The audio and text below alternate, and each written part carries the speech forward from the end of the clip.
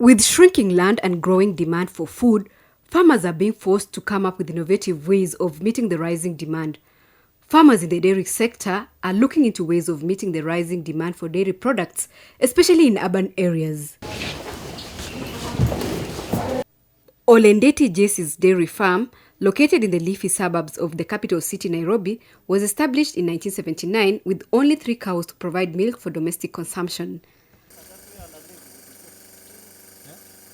The owner did not want to buy milk, so he kept the animals for his own use, but later started selling milk to other neighbors when the production increased.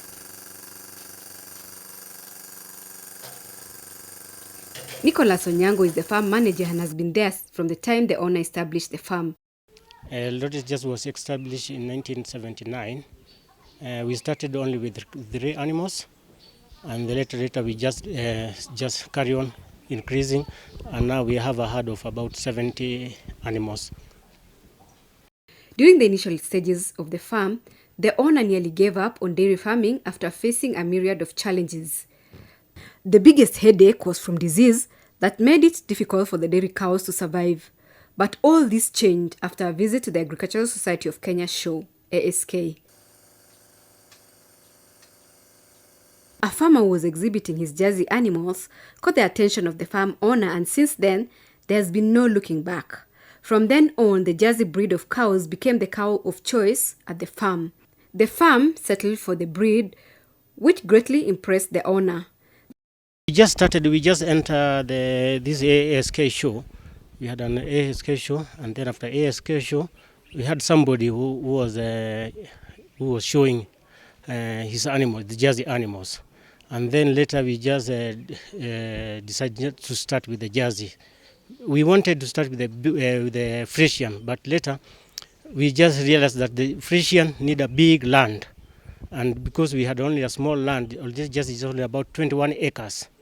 And the Jersey is a good animal for the people who want to start, like zero grazing. You can put about 60 animals in a very, very small land. Like now in our Jersey, in Olendeti Jersey, we have about 70 animals, just only in 21 acres. Yeah. The Jersey breed is good for farmers with small pieces of land who want to start zero grazing. I think the best place to know the shelter for the animals, you better enter ASK. In ASK, they'll show you a very, very small unit, which you can have about 3-4 animals in a day, and that is zero grazing. You'll keep your animal in a small shed, will be there, and then what you'll have there is just only a small shed, and then the other thing which you'll have is a milking place, and then the other place is for the calves and maybe for your staff to live in. But a new farmer has to be careful when buying an animal for the first time. They have to make sure that the cow they are buying is healthy and strong.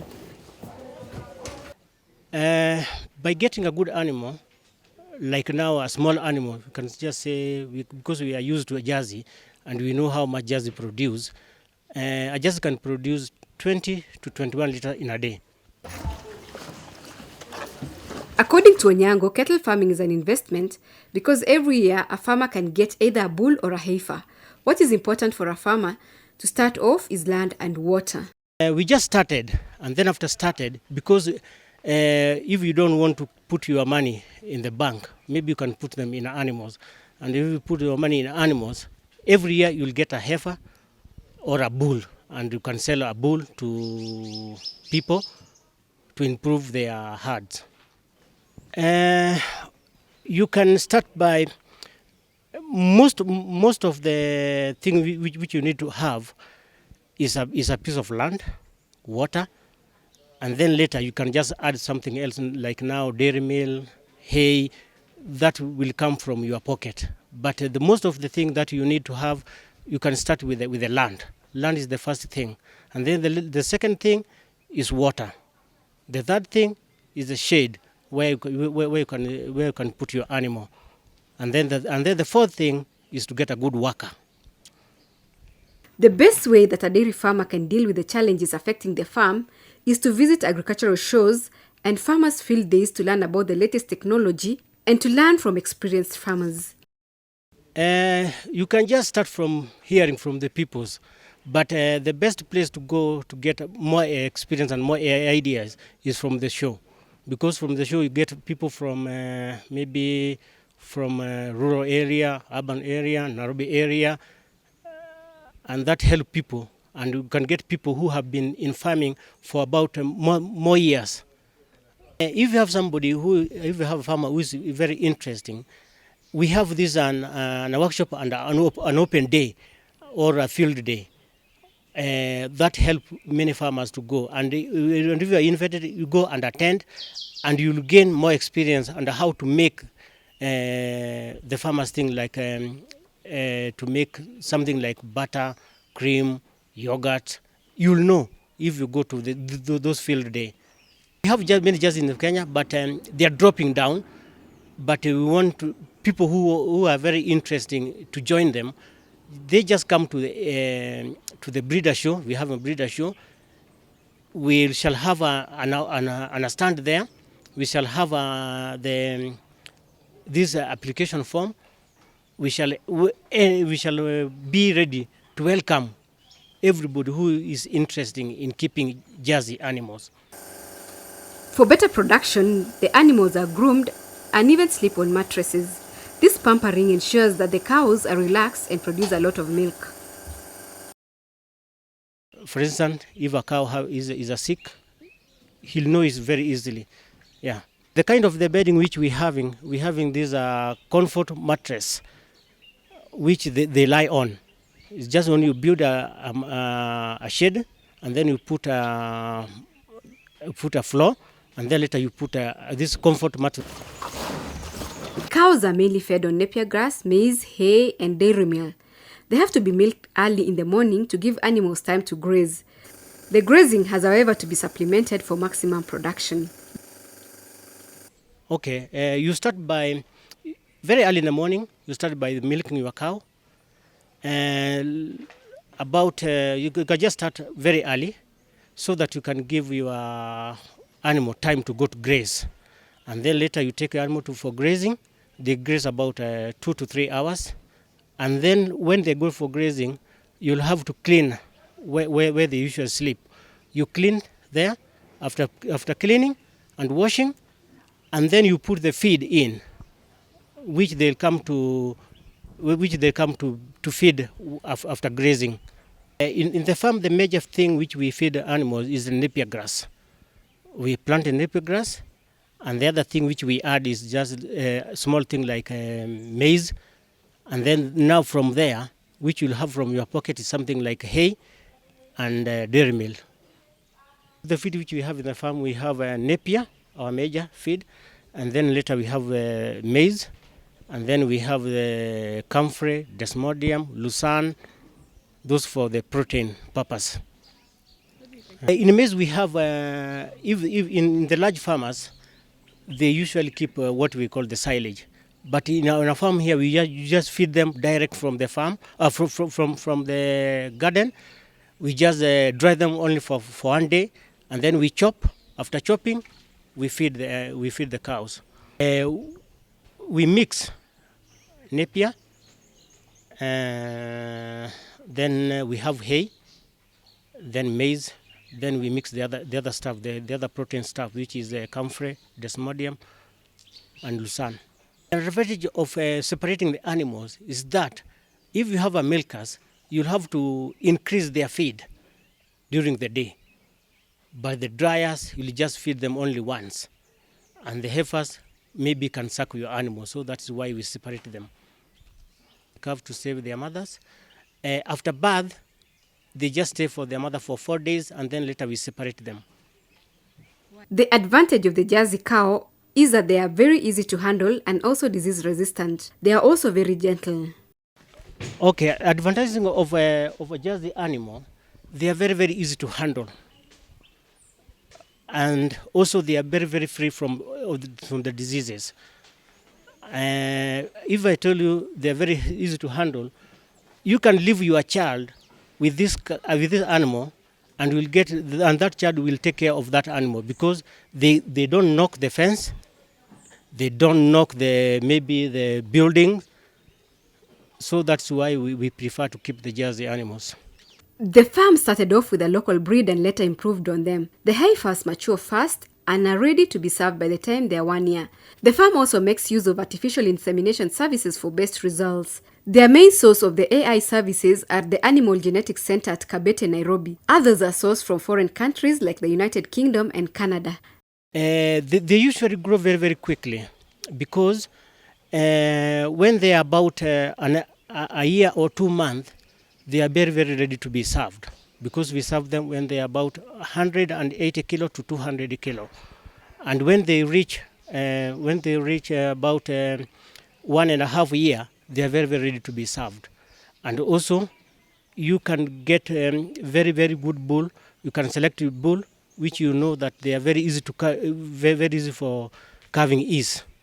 So you'll go to people who knows about the AI and about the semen, so that they can select for you the semen which is right for the Jersey animals. Our major place to get the AI service is the Kais. That is Kabete for the local semen. And then if you want to get the other from the overseas, maybe from UK or Canada, you go for these people who know as Cimex or Trigger. The Cimex are the agents. The agents is Trigger, and they can supply you with the semen. They were just from CIS. We just bought the semen from the CIS, and they were served with the CIS, and then later now we start bringing in the new semen from overseas. Another key way of increasing productivity in a dairy farm is by preventing disease. Having workers who are well trained and well versed with diseases affecting the animal also helps.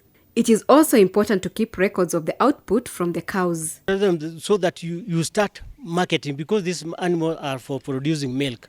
You start recording, because you must record all your milk. So you start on the 4th day, you start recording your milk. The future plan is we are very, very interested in helping many people, and we are open to all people who want to learn about the Jersey animals, and we all welcome them to come and join the farming. It's very good to have a farming. We have a problem with the people who sometimes are interested in farming. In the later, they just bought the animals. Later during the day, they just disappear, and they just leave animals with the farmer, with the workers, and workers does not know where to go. It's good for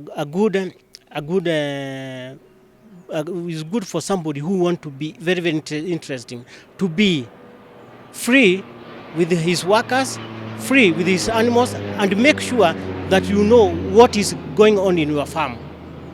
The farm also emphasizes the reuse of waste from the farm as a way of sustainability. Using biogas has helped to save energy in the farm and also conserve the environment. Biogas is used for cooking and for the day-to-day running of the farm. Part of the biogas is that if you have biogas in the farm, you'll have not to cut more trees. You do not have to buy the paraffin.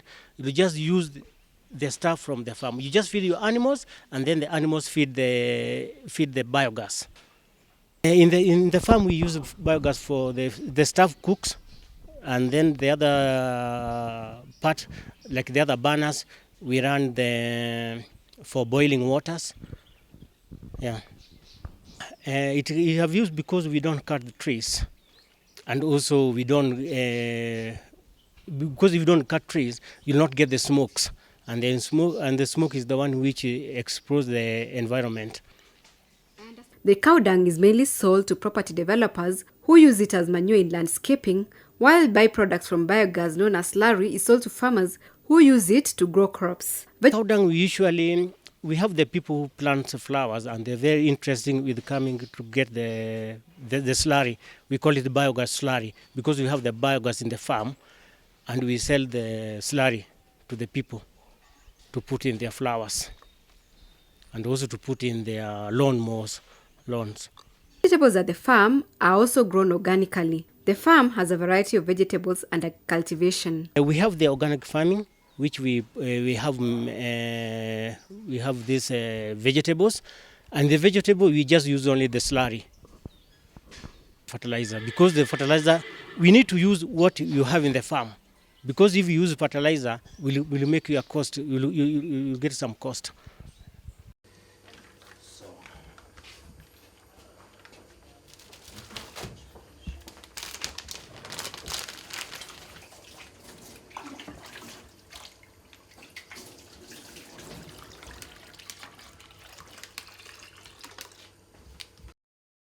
Many years after the farm was established, it is now a fully fledged business enterprise, attracting customers from individuals to hotels and institutions. We started, we used to buy the milk, and then later we see if we don't want to buy milk, you must have an animal. So that's why we started about keeping animals. And now we sell also the animal. Now we sell now milk to farmer to neighbors. We sell also from the waste that we have, the slurry mbolea, we sell also to that one to the neighbors, so that we can say that all those are something that we gain, and that is the income to the farm. We are very lucky because we have our neighbor, our major sales is our neighbor, because we have been in this marketing since 1979, so they know us very well. And if maybe they have something like a wedding or visiting, they come to get their products in the farm. Yeah. Also, you can also tell us about maybe the vegetables that you've seen you produce using the manure from here. Yeah, the vegetables are using manure from the cow, because in the cow when we have already make the biogas, we have the waste of the biogas, that is the slurry, and then that is one which we pour in the vegetables. Do you sell the cows? Yeah, we sell the cows. Best animal of we have been selling animals, these Jersey animals, and they go for about 170 in calf cow. We don't sell the animal which is not in calf. Customers visit the farm to buy a variety of dairy products. Value is added to the milk before it is sold to the customers. The milk is either sold as full cream or skimmed milk. Okay, in the farm we have a full cream milk, which goes for 100 shillings. We have semi-skim, which go for 90 shillings, and we have now skim, which is low fat. We don't have any fat in skim, and that go for 80 shillings. And then later, from that one, we make butter. The butter, the half kg of butter we sell for 500 shillings, and then cream we sell for 500 shillings also per liter. So the farm also makes butter and a variety of ice cream. The milk, you can make ice cream, and if you want to make ice cream, you'll get cream, and then after making cream, and then after getting cream, we have a special machine which we mix yogurt, which we mix vanilla, strawberry, coffee, and then you'll get those flavors from the ice cream. Very to learn. If you have somebody who is very interested in farming, it's very, very easy to learn.